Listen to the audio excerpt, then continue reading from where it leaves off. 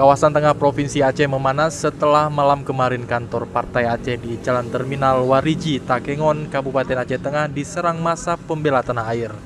Rabu pagi, giliran massa Partai Aceh melakukan sweeping di sekitar kota Takengon mencari anggota PETA yang melakukan penyerangan terhadap kantor Partai Aceh. Situasi Aceh Tengah dan Benar Meriah dilaporkan sempat mencekam.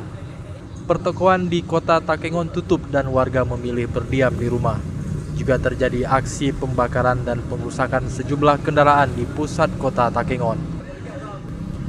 Memanasnya kawasan tengah Aceh ini diduga dipicu orasi juru kampanye Partai Aceh, Sahid Muslim, saat berkampanye di Kampung Asir-Asir, Kecamatan Lut Tawar, yang dinilai menyinggung kelompok PETA.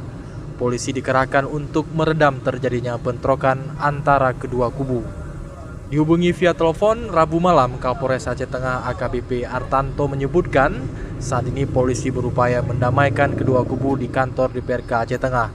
Dua satuan setingkat kompi polisi dan brimob dari Polda Aceh dikerahkan untuk mengamankan situasi. Selain pembakaran kantor Partai Aceh Selasa malam, Rabu siang dilaporkan juga terjadi pembakaran dan pengrusakan terhadap sejumlah kendaraan. 2 unit mobil dan 1 sepeda motor dibakar massa. Tim Liputan Aceh Video melaporkan.